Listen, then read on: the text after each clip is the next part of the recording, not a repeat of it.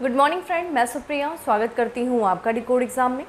दोस्तों, आज daily current affairs की क्लास में हम डिस्कस करेंगे 31 मार्च से रिलेटेड जितने भी न्यूज़ हैं, जितने भी इवेंट्स हैं जो हमारे एग्जाम के लिए इंपॉर्टेंट हैं, हम उन्हें एक एक करके यहाँ पे देखेंगे। तो आइए दोस्तों स्टार्ट करते हैं आज की क्लास। और आज की क्लास स्टार्ट करने से पहले हम कल के पूछे गए प्रश्नों के उत्तर को देख लेते हैं। कल मैंने आपसे पूछा था कि एक जनपद एक उत्पाद योजना यानी कि वन डिस्ट्रिक्ट वन प्रोडक्ट के तहत उत्तर प्रदेश का मुरादाबाद किस लिए प्रसिद्ध है। तो देखिए इसका करेक्ट आंसर है धातु शिल्प। ठीक है, धातु शिल्प के लिए उत्तर प्रदेश का जिला एक उत्पाद योजना के तहत प्रसिद्ध है। और अगर हम मुरादाबाद की बात करें दोस्तों तो यह पीतल की नगरी के नाम से विश्व प्रसिद्ध है। ठीक है, ये चीज़ ध्यान रखिएगा कि पीतल की नगरी के नाम से दुनिया में प्रसिद्ध उत्तर प्रदेश का मुरादाबाद जिला एक उत्पाद योजना के तहत धातु शिल्प के लिए प्रसिद्ध है। और अगर आपसे पूछा जाए कि एक जनपद एक उत्पाद योजना के ब्रांड एम्बेसडर कौन है, तो ये अभिनेत्री कंगना रनावत जो है उत्तर प्रदेश के वन डिस्ट्रिक्ट वन प्रोडक्ट के ब्रांड एम्बेसडर। ठीक है, आते हैं आज के सेशन पे और सबसे पहले प्रश्न पे चलते हैं कि निम्नलिखित में से किस राज्य में मथुआ धर्म महामेला 2022 का आयोजन किया जा रहा है। महाराष्ट्र, पश्चिम बंगाल, उड़ीसा या फिर Madhya Pradesh. Correct answer is B, पश्चिम बंगाल में मथुआ धर्म महामेला 2022 का आयोजन किया जा रहा है। और इस महामेले को प्रधानमंत्री नरेंद्र मोदी जी ने संबोधित किया है, इसलिए अपने आप में भी इम्पॉर्टेंट है। तो अखिल भारतीय मथुआ महासंघ के द्वारा पश्चिम बंगाल में 29 मार्च से लेकर के 5 अप्रैल 2022 के बीच में मथुआ धर्म महामेला 2022 का आयोजन किया जा रहा है। प्रधानमंत्री नरेंद्र मोदी जी ने श्री श्री हरीश चंद्र ठाकुर की 211वीं जयंती के अवसर पर पश्चिम बंगाल के श्रीधाम ठाकुर नगर ठाकुरबाड़ी में मथुआ धर्म महामेला 2022 को संबोधित किया है। आपके लिए इंपॉर्टेंट क्या हो जाता है, श्री श्री हरीश चंद्र ठाकुर जी के बारे में जानना, जिनकी 211वीं जयंती के अवसर पर प्रधानमंत्री नरेंद्र मोदी जी ने मथुआ धर्म महामेले को संबोधित किया है। अगर हम बात करें श्री श्री हरीश चंद्र ठाकुर जी की, तो ये स्वतंत्रता से पहले अविभाजित बंगाल से तात्पर्य मतलब जो वर्तमान बंगाल और जो बांग्लादेश भी उसमें शामिल था, उस क्षेत्र में जो उत्पीड़ित लोग थे, जो दलित लोग थे, जो वंचित लोग थे, उनके कल्याण के लिए इन्होंने अपने जीवन को समर्पित किया था। किन्होंने, श्री श्री हरीश चंद्र ठाकुर ने। इन्होंने 1807 में बांग्लादेश के उरकंडी, तत्कालीन जो है भारत था, अब तो बांग्लादेश, तो ये जो उरकंडी क्षेत्र है ये अभी वर्तमान में बांग्लादेश में है। और यहाँ से इन्होंने सामाजिक और धार्मिक आंदोलन शुरू किया था और इसी आंदोलन के बाद इन्होंने मथुआ धर्म की स्थापना किया था। ठीक है, और इसी का देखा जाए मथुआ धर्म महामेला जो है आयोजित किया जाता है। और इस वर्ष जो है 2011वीं इनकी जयंती थी श्री श्री हरीश चंद्र ठाकुर जी की। ठीक है, ये चीज़ देख लीजिएगा। आते हैं अगले प्रश्न पे और अगला प्रश्न है कि खाद्य एवं कृषि संगठन ने किसके सहयोग से इंडियन एग्रीकल्चर टूवर्ड्स 2030 नामक पुस्तक को लॉन्च किया है। नीति आयोग, कृषि एवं किसान कल्याण मंत्रालय, गृह मंत्रालय या फिर वित्त मंत्रालय। करेक्ट आंसर इज ए है, नीति आयोग के सहयोग से किया गया है। तो देखा जाए नीति आयोग और संयुक्त राष्ट्र के खाद्य एवं कृषि संगठन के द्वारा एक कार्यक्रम का आयोजन किया गया। और उस कार्यक्रम में जो कृषि एवं किसान कल्याण मंत्री हैं, जिनका नाम है नरेंद्र सिंह तोमर, उन्होंने एक पुस्तक को विमोचन किया जिसका नाम है Indian agriculture towards 2030 pathways for enhancing farmers income, nutritional security and sustainable food and farm system. ठीक है, इस पुस्तक को लॉन्च किया गया है केंद्रीय कृषि एवं किसान कल्याण मंत्री नरेंद्र सिंह तोमर जी के द्वारा। और ये कार्यक्रम आयोजित किया गया था किसके द्वारा, नीति आयोग और संयुक्त राष्ट्र के खाद्य एवं कृषि संगठन के द्वारा। स्प्रिंग के द्वारा इस पुस्तक को प्रकाशित किया गया है। और ये इंडियन एग्रीकल्चर टूवर्ड 2030 नामक पुस्तक में नीति आयोग, कृषि एवं किसान कल्याण मंत्रालय, मत्स्य पालन एवं पशुपालन एवं डेयरी मंत्रालय के द्वारा एक राष्ट्रीय संवाद की विमर्श प्रक्रिया और 2019 से FAO यानी कि फूड एंड एग्रीकल्चर ऑर्गेनाइजेशन द्वारा प्रदान की गई सुविधाओं के परिणामों के बारे में उल्लेख किया गया इस पुस्तक में। ठीक है, चलिए बताइए मुझे FAO का हेडक्वार्टर कहाँ पे है। ठीक है, इसका मुख्यालय कहाँ पे, किस देश में है। अगले प्रश्न में बढ़ते हैं। अगला प्रश्न है हमारा कि निम्नलिखित में से किस स्थान में पेटा स्केल सुपर कंप्यूटर परम शक्ति का उद्घाटन किया गया है। किस संस्थान में किया गया या फिर किस स्थान में, तो IIT Kanpur, IIT Mumbai, IIT Kharagpur, IIT Roorkee. तो इसका करेक्ट आंसर दोस्तों क्या हो जाएगा, IIT खड़गपुर संस्थान में पेटा स्केल सुपर कंप्यूटर परम शक्ति का उद्घाटन किया गया है। तो यहाँ पे देखा जाए नेशनल सुपर कंप्यूटिंग मिशन के तहत जो है IIT खड़गपुर में पेटा स्केल सुपर कंप्यूटर की स्थापना की गई है और इस सुपर कंप्यूटर का नाम क्या है, परम शक्ति, ठीक है, परम शक्ति इस सुपर कंप्यूटर का नाम है। और इसको जो है ये किसकी पहल है, तो ये इलेक्ट्रॉनिक एवं सूचना प्रौद्योगिकी एवं विज्ञान तथा विज्ञान एवं प्रौद्योगिकी विभाग की ये एक संयुक्त पहल है, ठीक है। ये देखा जाए यह सुविधा उच्च शक्ति उपयोग प्रभावशीलता प्राप्त करने के लिए RDHX आधारित कुशल शीतलन प्रणाली का उपयोग करने में अग्रणी है, ठीक है। ये सुविधा भारतीय शिक्षा और उद्योग में अनुसंधान एवं विकास की पहल को बढ़ावा देगी। अगर हम बात करें इसमें, तो ये इस राष्ट्रीय सुपर कंप्यूटर सुविधा केंद्र का लोकार्पण किसके द्वारा किया गया, पश्चिम बंगाल के राज्यपाल श्री जगदीश धनखड़ के द्वारा किया गया है, ठीक है। इसमें देखा जाए तो इसका विकास जो है वो 44 GPU सहित 17,680 CPU कोर की क्षमता के साथ किया गया, ठीक है। ये चीज़ ध्यान रखेगा। और इसमें जो है इस समझौते को, इसके तहत जो है स्थापित समझौते ज्ञापन पर IIT खड़गपुर और यहाँ पे अगर हम बात करें तो CDEC के बारे में दिया है, ठीक है।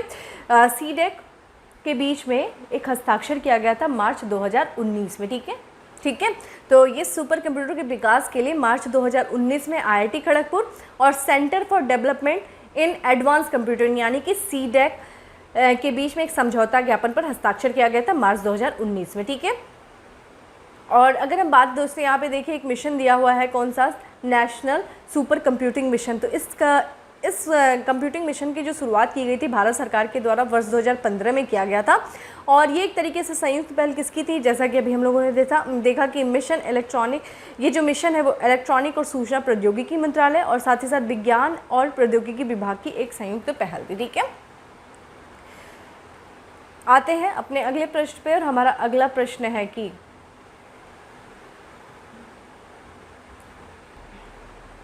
निम्नलिखित में से किस देश के वैज्ञानिकों ने पहली बार मानव रक्त के नमूने में माइक्रोप्लास्टिक यानी कि सूक्ष्म प्लास्टिक के कण पाए हैं, अमेरिकी, फ्रांस, चीन या फिर Netherland. Correct answer is D है, नीदरलैंड के वैज्ञानिकों ने मानव रक्त के नमूनों में माइक्रोप्लास्टिक पाया है। तो नीदरलैंड के वैज्ञानिकों ने 22 स्वस्थ लोग थे उनके खून के नमूने लिए और उनकी जांच किया और उनमें से जो 17 लोगों के खून के नमूने में प्लास्टिक के सूक्ष्म कण पाए, ठीक है, जिन्हें माइक्रोप्लास्टिक कहा जाता है। इस अध्ययन में देखा जाए, अध्ययन में आमतौर में उपयोग में लाए जाने वाले पॉलीथाइलिन, टेरेफाइलेट और स्टाइरीन के महीन कण पाए गए हैं जो रोज़मर्रा की चीज़ों में बहुत ज़्यादा और व्यापक रूप से उपयोग में लाया जाता है। अगर हम पॉलीथाइलिन टेरेफाइलेट की बात करें तो ये आमतौर में सोडा और पानी की बोतल में, जो कि कंटेनर कहे जाते हैं, उनमें पाया जाता है। और जो दूध और घरेलू क्लीनर की जो बोतलें होती हैं उसमें पॉलीथीन, और जबकि स्टाइलिन की बात करें तो ये पॉलीमर डिस्पोजेबल कटलरी या फिर प्लास्टिक मॉडल और CD DVD इनके मामलों में ये पाया जाता है, ठीक है। अगर हम बात करें कि देखिए माइक्रोप्लास्टिक क्या होता है, तो माइक्रोप्लास्टिक जो होते हैं ये प्लास्टिक के बड़े टुकड़े जब टूटकर छोटे छोटे कणों में बदल जाते हैं तो उन्हें माइक्रोप्लास्टिक कहा जाता है। साथ ही कपड़े और अन्य वस्तुओं के माइक्रोफाइबर के टूटने पर भी माइक्रोप्लास्टिक बनते हैं। और अगर इनके हम साइज की बात करें, जो सामान्यतः जो प्लास्टिक के 1 माइक्रोमीटर से लेकर के ये 5 मिलीमीटर के आकार के टुकड़े को माइक्रोप्लास्टिक कहा जाता है, ठीक है। अगर हम बात करते हैं 1907 में पहली बार सिंथेटिक प्लास्टिक, जिसे हम क्या बेकेलाइट का उत्पादन शुरू किया गया था, जो कि प्लास्टिक इंडस्ट्री की शुरुआत है, ठीक है, शुरुआती। और वर्तमान में देखा जाए दोस्तों तो 1950 से लेकर के अभी तक लगभग 830 करोड़ टन से ज़्यादा प्लास्टिक उत्पादित की जा चुकी है, जो कि पर्यावरण के लिए एक बहुत बड़ी चुनौती है। और ऐसा माना जा रहा है कि वर्ष 2025 तक ये दुगना होने का अनुमान भी है, ठीक है। चलिए आप मुझे कमेंट बॉक्स में आंसर करिए कि भारत सरकार ने किस तारीख के बाद से देश में सिंगल यूज़ प्लास्टिक से बनने वाले सामान को बनाने, स्टॉक को रखने और बेचने पर पूरी तरीके से बैन लगा दिया है, किस तारीख के बाद से, ठीक है। तो ये चीज़ ध्यान रखिएगा, माइक्रोप्लास्टिक। आते हैं अगले प्रश्न पे और हमारा अगला प्रश्न है कि नेक्स्ट प्रश्न है हमारा, निम्नलिखित में से किसे स्टॉकहोम जल पुरस्कार 2022 प्रदान किया गया है? Belfred Butshirt, John Cherry, Bruce Ritman या फिर Joan Rose. Correct answer is A है। वेल्फ्रेड बुटशर्ट को स्टॉकहोम जल पुरस्कार 2022 से सम्मानित किया गया है। तो स्टॉकहोम जल पुरस्कार 2022 को स्टॉकहोम इंटरनेशनल वाटर इंस्टीट्यूट द्वारा प्रोफेसर बेल्फ्रेड बुटशर्ट को पर्यावरणीय वाष्पीकरण के मूल्यांकन में उनके कार्य के लिए सम्मानित किया गया, ठीक है। इन्होंने जो कार्य किया था पर्यावरण के वाष्पीकरण का मूल्यांकन करने के लिए, उस कार्य के लिए स्टॉकहोम इंटरनेशनल वाटर इंस्टीट्यूट के द्वारा जो है स्टॉकहोम जल पुरस्कार प्रदान किया गया है। अगर हम विल्फ्रेड बुशर्ट की बात करें तो ये पर्यावरणीय वाष्पीकरण को मापने, स्थानीय वर्षा पैटर्न और जल स्रोतों पर जलवायु परिवर्तन के प्रभाव की सटीक भविष्यवाणी करने में इन्होंने मदद करी है या फिर मदद करते हैं। इस पुरस्कार की घोषणा जो है 22 मार्च को किया गया था, वर्ल्ड वाटर डे के दिन, लेकिन ये जो पुरस्कार है वो स्वीडन के राजा के द्वारा 31 अगस्त को प्रदान किया जाएगा स्टॉकहोम में, ठीक है, जो कि स्वीडन की कैपिटल स्टॉकहोम में, किस दिन? विश्व जल सप्ताह के दौरान, जो कि कब से कब तक मनाया जाएगा? 23 अगस्त से लेकर के 1 सितंबर 2022 में, ध्यान रखिएगा, विश्व जल सप्ताह मनाया जाएगा। और इसी विश्व जल सप्ताह के दौरान प्रोफेसर बुशर्ट को यह पुरस्कार प्रदान किया जाएगा। इस पुरस्कार को देखा जाए व्यापक रूप से किस सन्य नाम से जाना जाता है, तो ये जल का नोबेल पुरस्कार यानी कि नोबेल प्राइज फॉर वाटर के नाम से इसे जाना जाता है। इस वैश्विक पुरस्कार को स्टॉकहोम अंतर्राष्ट्रीय जल संस्थान के द्वारा जो है प्रतिवर्ष 1991 से प्रदान किया जाता है, ठीक है। सीवी की बात करें तो ये एक गैर लाभकारी स्वतंत्र संगठन है। इसका उद्देश्य क्या है? क्षेत्रीय, वैश्विक, स्थानीय और राष्ट्रीय स्तर पर मीठे पानी के शासन यानी कि फ्रेश वाटर गवर्नेंस को मजबूत करना है। इसका हेडक्वार्टर स्टॉकहोम स्वीडन में है और वर्तमान में इसके कार्यकारी स्टॉकहोम इंटरनेशनल वाटर इंस्टीट्यूट के कार्यकारी निदेशक कौन है? टॉर्गनी होलग्रेन जो है इसके वर्तमान कार्यकारी निदेशक हैं, ठीक है। तो ये था आपका लगभग ये इंपॉर्टेंट है अपने आप में। स्टॉकहोम जल पुरस्कार 2022 किसे प्रदान किया गया है? विल्फ्रेड बुशर्ट को प्रदान किया गया है। अगला प्रश्न है हमारा कि किस देश ने वार्षिक बरशारमा शील्ड 2022 प्रशिक्षण अभ्यास की मेजबानी की है? सिंगापुर, मलेशिया, ब्राज़ील या फिर Japan? Correct answer is B, Malaysia ने बरशारमा शील्ड 2022 प्रशिक्षण अभ्यास की मेजबानी की है। आइए इसकी व्याख्या को देख लेते हैं। मलेशिया वार्षिक बरशारमा शील्ड 2022 प्रशिक्षण अभ्यास में देशों कौन कौन से? ऑस्ट्रेलिया, न्यूजीलैंड, सिंगापुर और यूनाइटेड किंगडम के सशस्त्र बलों की मेजबानी किया है। अभ्यास को DS-22 भी कहा गया है और इसमें 5 पावर डिफेंस अरेंजमेंट 1971 में स्थापित द्विपक्षीय और रक्षा समझौते की एक श्रृंखला के ढांचे के रूप में इसे आयोजित किया जाता है। मलय में बशर्मा का अर्थ होता है एक साथ, ठीक है। अभ्यास में समुद्र और हवाई अभ्यास शामिल होंगे और ज़्यादातर अंतर्राष्ट्रीय जल में, लेकिन दक्षिण चीन सागर में मलेशिया के विशेष आर्थिक क्षेत्र के हिस्से में होगा, ठीक है। अगर हम बात करें कि 5 पावर डिफेंस अरेंजमेंट इस क्षेत्र की सबसे पुरानी रक्षा व्यवस्था है और इसमें समुद्री डकैती रोधी अभियानों के साथ साथ आपदा राहत और मानवीय सहायता भी शामिल है, ठीक है। तो ये चीज़ ध्यान रखिएगा कि ये जो किया गया है बशर्मा शील्ड 2022 प्रशिक्षण किसके? ऑस्ट्रेलिया, सिंगापुर, न्यूजीलैंड और यूनाइटेड किंगडम के सशस्त्र बलों की ये एक अभ्यास था जिसकी मेजबानी मलेशिया के द्वारा की गई है, ठीक है। मलेशिया की बात करें दोस्तों तो मलेशिया, ये देखिए आपके सामने दक्षिण पूर्वी एशिया का ये मैप खुला हुआ है जिसका भाग देखिए मलेशिया है, जिसकी राजधानी देखिए कुआलालंपुर है। मलेशिया की जो मुद्रा है वो है रिंगिट और यहाँ के जो प्रधानमंत्री हैं इस्माइल साबरी याकूब जो है वो यहाँ के मुख्यमंत्री, ठीक है। यहाँ पे आप देख सकते हैं मलेशिया का मैप और ये देखिए यहाँ पे आपको कुआलालंपुर इसकी राजधानी दिखेगी। मलेशिया के दक्षिण में देखिए सिंगापुर है, ठीक है। इस उत्तर में इसके थाईलैंड की सीमा लग रही है और दक्षिण में इसके सिंगापुर, और यहाँ से देखेंगे तो इंडोनेशिया और ब्रुनेई, ठीक है, ये इसके जो है सीमा वाले देश हैं। और यहाँ पे देखिए आपको देखेगा स्ट्रेट ऑफ मलक्का जो कि सिंगापुर इंडोनेशिया के बीच में स्थित है और ये चीज़ ध्यान रखिएगा, पूछा भी गया है कई बार प्रश्न, ठीक है। और ये इसकी लोकेशन है जैसा कि आप यहाँ पे देख रहे हैं, ठीक है। आते हैं अगले प्रश्न पे और हमारा अगला प्रश्न है कि COP4 मीना माता सम्मेलन का आयोजन किस देश में किया गया था? देखिए हम लोग अभी कुछ दिन पहले भी इससे चर्चा किए थे, लेकिन इससे संबंधित कुछ और तथ्य हैं जो हमारे लिए इंपॉर्टेंट है, इसलिए इस क्वेश्चन को फिर से शामिल किया गया है। तो COP4 जो था वो मीना माता सम्मेलन किस देश में आयोजित किया गया है? Japan, Denmark, Indonesia, Cambodia. तो दोस्तों इसका आंसर क्या हो जाएगा? सी हो जाएगा, इंडोनेशिया में किया गया है। तो पारा पर ये सम्मेलन हुआ था, पार्टीज़ ये जो कॉन्फ्रेंस ऑफ पार्टीज़ का COP4 का मीना माता सम्मेलन कब से कब तक 21 से लेकर के 25 मार्च के बीच में किया गया था इंडोनेशिया के बाली शहर में, ठीक है। हम लोगों ने ये चर्चा की भी थी।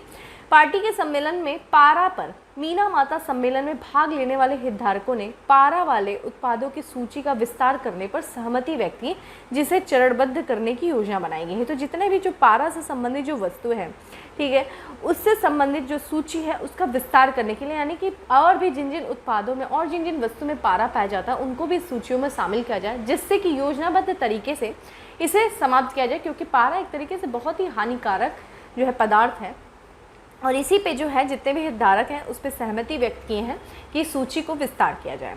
ठीक है, इस सम्मेलन का उद्देश्य क्या था? पर्यावरण और मानव स्वास्थ्य को पारे को जारी करने और मानव जनित उत्सर्जन से बचाना। ठीक है, इसके तहत जो है सम्मेलन के दौरान बाली घोषणा पत्र को अपनाया गया है। तो जितने मेजबान राष्ट्र के द्वारा Bali declaration on combating global illegal trade of mercury भी प्रस्तुत की गई है।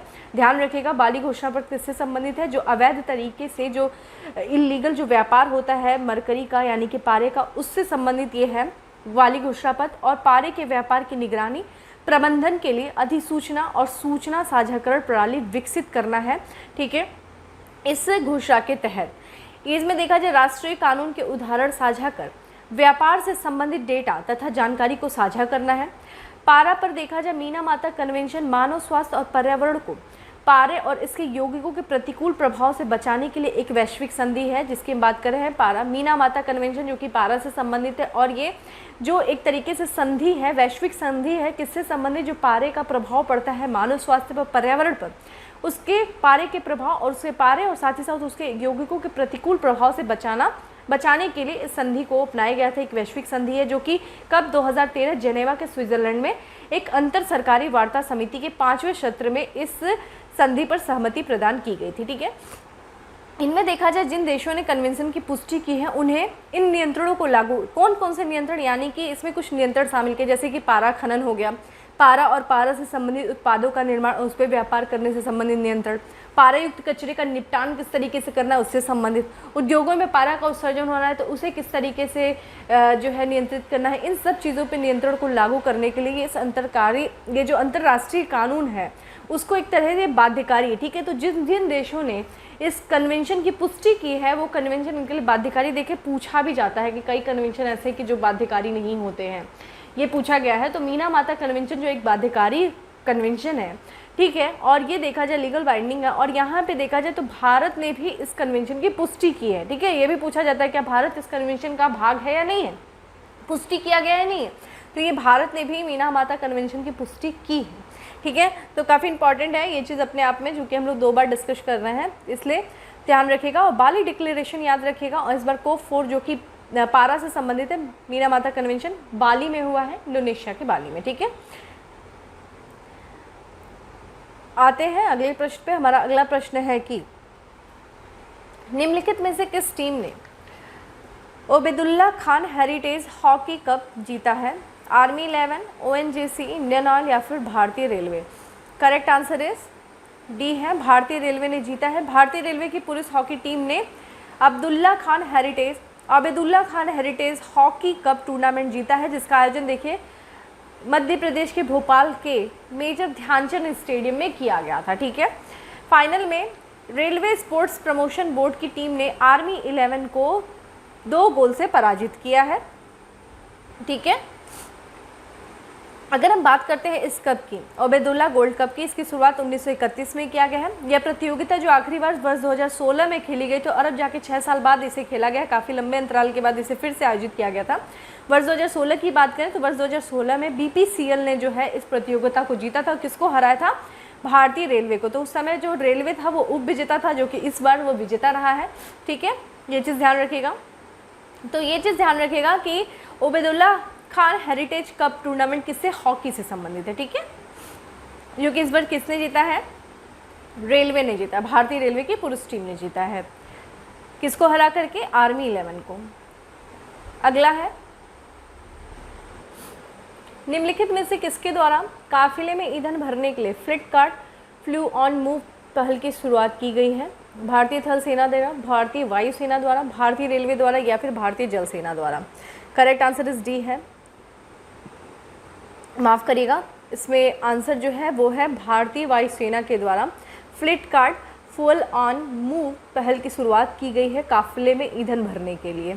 ठीक है, तो भारतीय वायुसेना ने इंडियन ऑयल कॉरपोरेशन लिमिटेड के सहयोग से, ध्यान रखिएगा किसके सहयोग से? इंडियन ऑयल कॉरपोरेशन लिमिटेड के सहयोग से अपने विभिन्न वाहनों के बेड़े के लिए ईंधन आपूर्ति के उद्देश्य से फ्लिपकार्ट फ्यूल ऑन मूव की शुरुआत की है।